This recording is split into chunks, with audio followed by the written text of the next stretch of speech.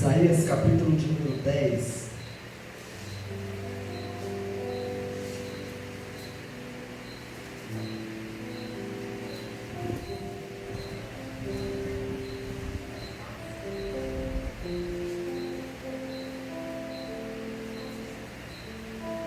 Quem encontrou, diga amém.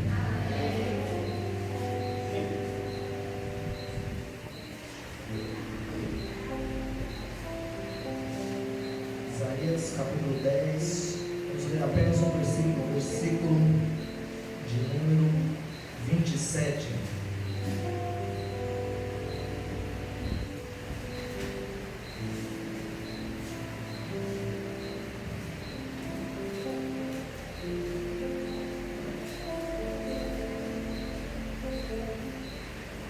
Diz assim o texto: naquele dia a sua carga será tirada do teu ombro, e o seu jugo do teu pescoço, e o jugo será despedaçado por causa da unção. Amém? Amém. Pode se assentar. Serei breve nas minhas palavras aqui. Quero apenas compartilhar algo que o Senhor trouxe ao meu coração com os irmãos. Nós tivemos já passados alguns dias da nossa campanha, desta campanha, e nós ouvimos já algumas ministrações embasadas nesse texto, palavras maravilhosas para os nossos corações, tomando como base esse mesmo texto que nós lemos agora. E mais uma vez nós estamos sobre ele, tema desta campanha: naquele dia a sua carga será tirada do teu ombro, e o seu jugo do teu pescoço, e o jugo será despedaçado por causa da unção. Mais uma vez lendo essa tarde esse texto, eu achei bem complexo, intrigante, porque por se tratar de uma visão profética da parte de Deus para o povo de Israel por meio de Isaías. E a visão que Isaías está tendo do Senhor para Israel é de juízo, é de castigo para Israel. Se nós formos olhar o contexto deste versículo que nós lemos, tomamos como base para a campanha, Deus está irado com o povo de Israel. Ele traz palavras de juízo e duras palavras para o povo de Israel. E o povo de Israel, nós vamos ver desde o êxodo, de quando Moisés os tirou do Egito para o deserto, todo o período em que eles caminharam no deserto, nós vamos ver várias vezes o povo de Israel se desviando dos caminhos de Deus, se desviando do seu propósito, se desviando dos mandamentos do Senhor.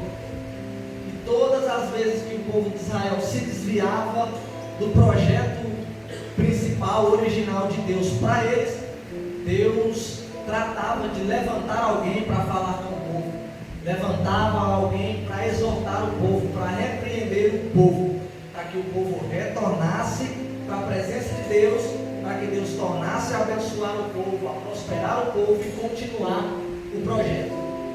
Só que várias vezes isso acontece, e em algumas vezes não bastava só Deus chamar a atenção, exortar, levantar alguém para reclamar com o povo. Deus tinha que trazer castigo, porque hoje nós vivemos no tempo da graça, mas naquela época não, naquela época era a lei.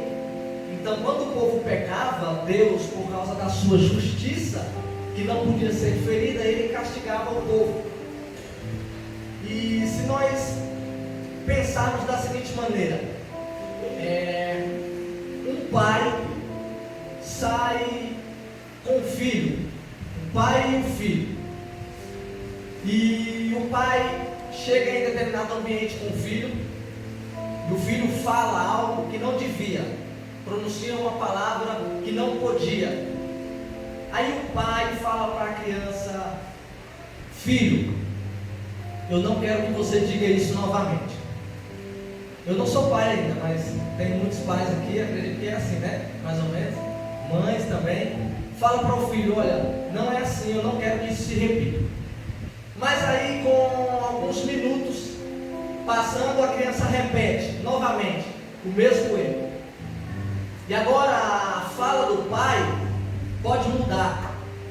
Filho, você fez uma vez e eu disse para você que não era para fazer de novo, e você fez de novo. Agora eu vou repetir para você: não quero que você faça isso. Só que agora também eu vou prometer que se você fizer de novo, aí vou lhe descer o cacete. Alguns falam assim, né? Vou lhe quebrar na porrada. Outros não. A minha mãe mesmo falava assim: em casa a gente conversa. Aí é mais complicado, né? E a situação de Israel é essa.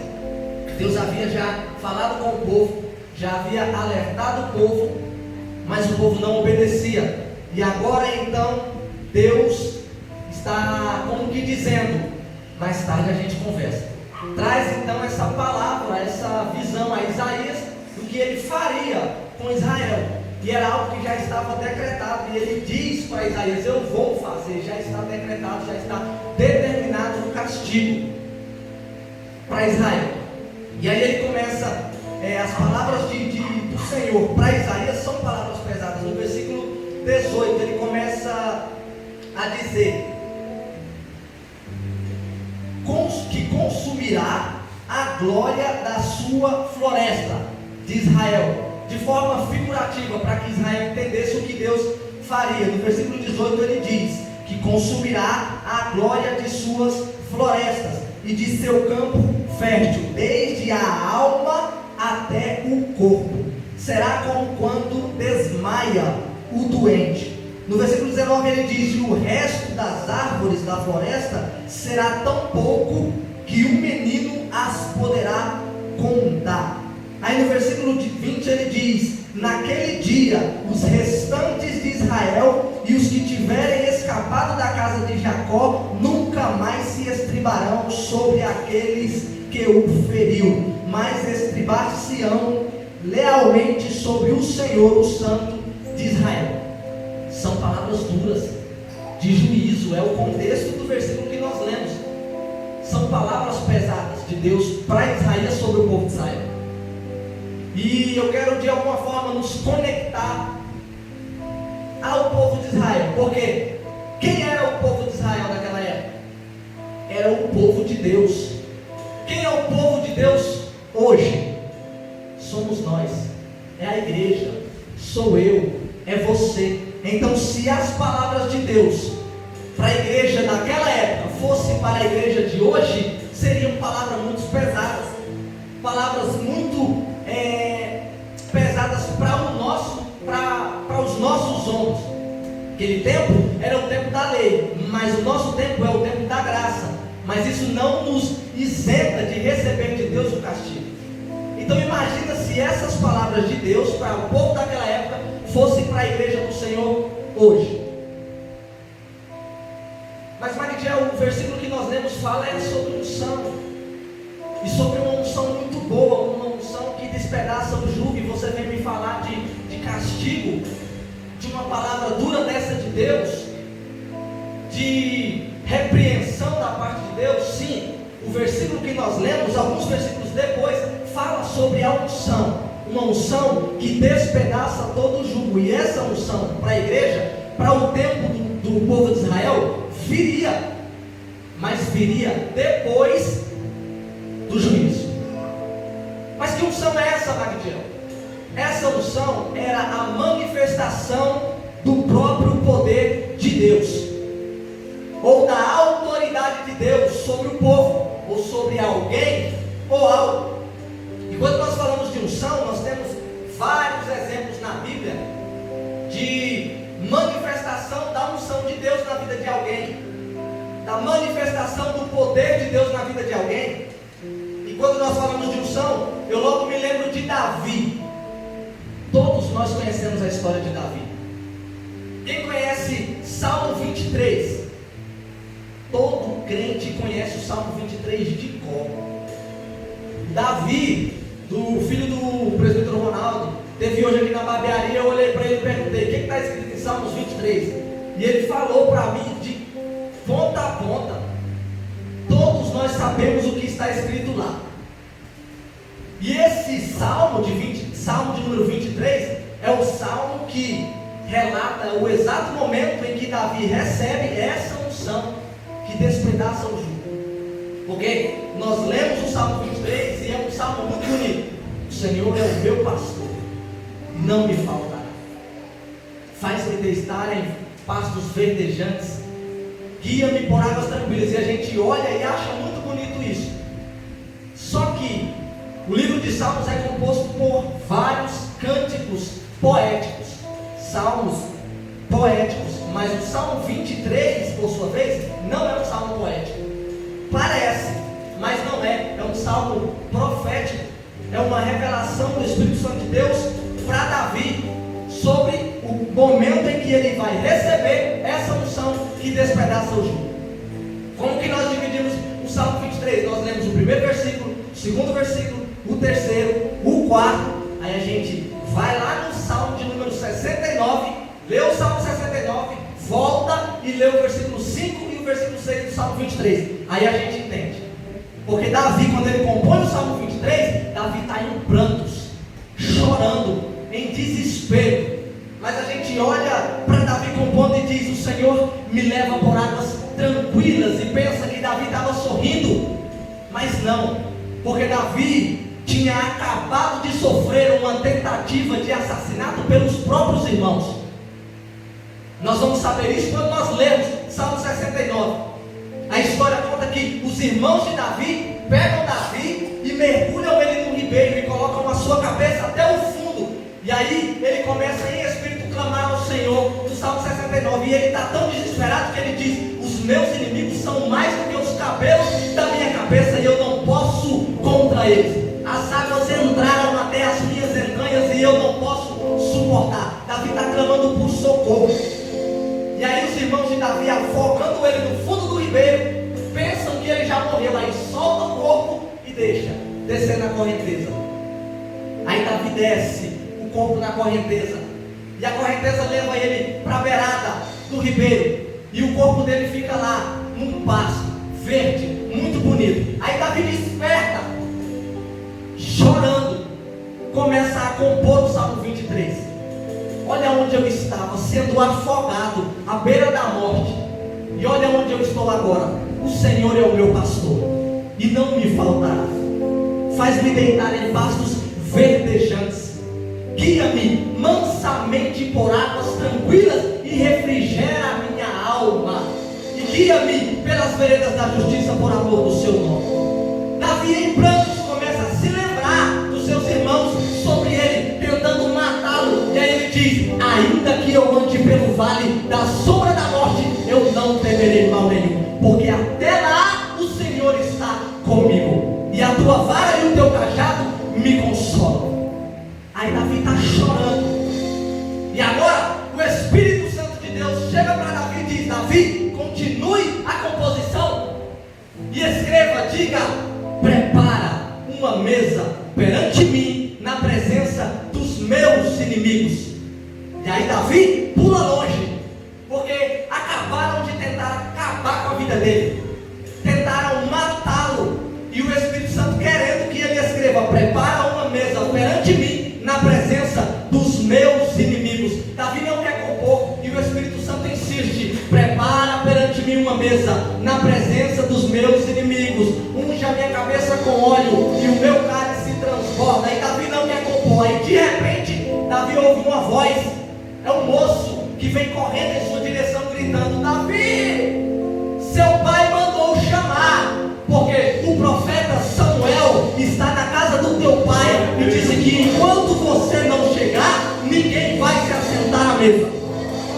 Aí Davi vai com o profeta, ou com o mensageiro, e quando ele chega na casa do pai, a história, muitos historiadores contam que Davi, ele não habitava na casa do pai, porque quem cuidava das ovelhas tinha o seu próprio cantinho para dormir, para habitar. Ele ia lá só para receber o alimento de sua mãe, ou quem sabe o carinho, ver o seu pai ou os seus irmãos, mas era maltratado pelos seus irmãos. Então, na mesa que o profeta Samuel disse que ninguém se assentaria enquanto Davi não chegasse, não tem lugar para Davi, tem lugar para todos os outros filhos e o pai numa ponta e o lugar do profeta em outra ponta da mesa. Todas as taças, todos os cálices estão cheios de vinho, menos a taça, o cálice do profeta Samuel, porque ele era nazireu e não podia se contaminar com vinho. Então a taça dele estava vazia e no prato dele estava a coxa direita do animal, que desde a época que Jacó foi ferido na coxa pelo anjo, Deus havia determinado que só poderia ser comida por profetas, reis e sacerdotes. Então quando Davi entra, ele senta onde? No lugar do profeta. E aí nessa hora o profeta entende que ele é o escolhido de Deus, pega o chifre com o azeite e começa a despejar o azeite sobre a cabeça de Davi, que escorre pelo seu rosto e começa a pingar dentro do cálice vazio de Samuel, do profeta Samuel, que estava vazio. Aí Davi se lembra: prepara uma mesa perante mim, na presença dos meus inimigos, unge a minha cabeça com óleo e o meu cálice transporta. Aí Davi depois completa o salmo dizendo: certamente sei que a bondade e a misericórdia de Deus estarão comigo todos os dias da minha vida, e eu habitarei na casa do Senhor por longos e longos dias. Essa unção que Davi recebe aqui é a unção que despedaça o jugo, porque depois, quando ele enfrenta o gigante Golias, ele não vai da mesma forma que ele enfrentou o urso e o leão, porque quando ele enfrentou o urso e o leão, enfrentou com suas próprias mãos, foi atrás, correu, lutou com o urso e o matou. Com o gigante Golias, quando ele vai chegando, logo ele é afrontado: por acaso eu sou um cão para que tu venhas a mim com paus e pedras? E aí Davi diz: você vem a mim com espada, lança, escudo, eu porém vou a ti em nome do Senhor dos exércitos. Então a unção que Davi recebeu naquele momento foi a unção que despedaçou todo o jugo. A palavra diz que a partir daquele momento o Espírito de Deus se apossou de Davi. Unção com óleo. Só que se nós olharmos lá para frente, Jesus, depois de ser batizado por João Batista, quando ele se levanta das águas, a história diz que o Espírito Santo de Deus veio do céu em forma de uma pomba e repousou sobre ele. Ninguém derramou óleo na cabeça de Jesus como Davi, mas era a mesma unção que despedaça o jugo. Então essa unção é a manifestação do poder e da autoridade de Deus sobre alguém, sobre um povo, sobre algo. Aí o que é interessante é que Jesus morreu, ressuscitou, passou um tempo com os discípulos, e antes que ele fosse assunto aos céus, ele olha para os céus e diz: ficai em Jerusalém, até que do alto sejais revestidos de poder. O que Jesus estava dizendo era: eu estou instituindo a minha igreja na terra, mas vocês só vão começar o ministério depois que receberem a unção que despedaça o jugo. E aí não foram todos que permaneceram, muitos desistiram e foram embora, mas alguns permaneceram lá. E a história do livro de Atos, capítulo número 2, diz que no dia de Pentecostes eles estavam reunidos todos no mesmo lugar, em oração. Aí de repente veio do céu um som como de um vento veemente, impetuoso, e invadiu o ambiente e encheu todos os que estavam presentes ali, e foram vistas por eles línguas repartidas como que de fogo, as quais pousaram sobre cada um deles. Sabe o que era isso? Isso era a virtude do Espírito Santo de Deus sobre a igreja instituída na terra. Aí a igreja foi plantada na terra, e a igreja chegou até aqui hoje por causa da unção que despedaça o jugo. Porque muitas pessoas por muito tempo se levantou para tentar parar a obra do Senhor, para tentar parar a igreja, mas não conseguiram. não conseguiram parar. Tem um hino muito lindo da Mara Lima, eu acho que fala que nós somos a semente do sangue. Enquanto eles matavam uns, outros iam nascendo, porque a unção despedaça o jugo. Voltando para o texto que nós estávamos, Deus traz essa palavra de juízo para o povo de Israel. Só que aí ele diz algo interessante, é que restarão remanescentes. E isso é o que mantém a igreja viva, é o que mantém a igreja de pé, porque durante toda essa caminhada muitos pararam, muitos desistiram. Toda a igreja tem os seus problemas, e tem aqueles que param, tem aqueles que desistem, mas Deus ainda tem na terra os seus remanescentes que não se desviam, que não se entregam, que não se rendem, que vão continuar caminhando, que vão continuar pelejando. E alguém fala da igreja daqui, outros falam da igreja dali, outros caluniam daqui, como o irmão Gilvan falou aqui, alguns lançam palavras até mesmo sem pensar em fere alguém, e muitos desistem. Mas na igreja do Senhor, na nossa igreja ainda tem remanescentes, crentes que dobram o joelho para orar, crentes que buscam a Deus com verdadeiro coração, com verdadeira adoração, buscam ao Senhor. Os remanescentes é o que manterão a igreja de pé. Por quê? Porque eles têm a unção que despedaça o jugo. Glória a Deus. Aí, quando Deus fala dos remanescentes, aí ele entra nesse texto e diz: nesse dia o fardo será tirado dos teus ombros, e o jugo do teu pescoço, e o jugo será despedaçado por causa da unção. Há uma palavra de Deus, há uma promessa sobre a igreja, sobre a sua vida. Nós não podemos deixar a nossa santidade de lado por pequenas coisas. Há uma palavra de Deus sobre a igreja, de que a igreja ela é mais do que vitoriosa. Nós não podemos desistir por causa das aflições de todos os dias. Deus está dizendo: esses remanescentes naquele dia será tirado o fardo do teu ombro. Aí eu me lembro de 2 Crônicas, capítulo 7, versículo 14. Salomão, depois de construir o templo, ora ao Senhor. E aí depois o Senhor aparece para Salomão e diz: Salomão, ainda que eu cerrar os céus e enviar praga sobre a terra. O que é isso? Juízo de Deus por causa do pecado, por causa da iniquidade. Ainda que eu trouxer gafanhotos para consumir as lavouras, ainda que eu fizer todo esse mal contra a terra, se o meu povo, que se chama pelo meu nome, o que é isso? Os remanescentes, se humilhar e orar e buscar a minha face e se arrepender dos seus maus caminhos, eu ouvirei do céu, perdoarei os seus pecados e sararei a sua terra.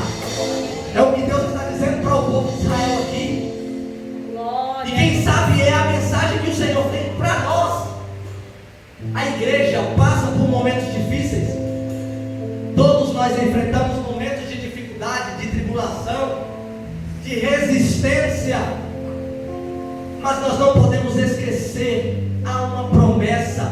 O Senhor foi e disse que iria preparar lugar para mim e para você. Nós somos os remanescentes que precisamos estar firmes, porque nós fomos ungidos. O Senhor disse: ide por todo mundo e pregai o evangelho. A unção está sobre nós, está sobre você, está sobre a igreja. Há uma unção sobre nós. Nós não podemos parar. E naquele dia o jugo será despedaçado por causa dessa unção que há sobre a igreja. Levantes, vem. E vão parar de vir? Não vão. Alguns estavam aqui e viu o que o pastor falou para mim aqui no domingo, depois da ceia. Só Deus sabe como estava o meu coração. Eu fui o primeiro a vir receber a oração aqui. Fui o primeiro. O pastor olhou para mim e falou: você queria entregar tudo, chutar o pau da barraca. O pastor falou desse jeito. Mas não é o momento. Isso me faz lembrar que há uma palavra, há uma promessa de Deus sobre a minha vida, e eu não posso parar, eu não posso desistir.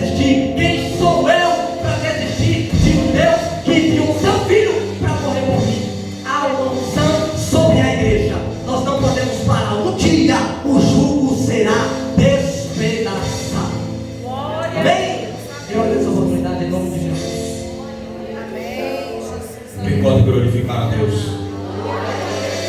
Não pare. Não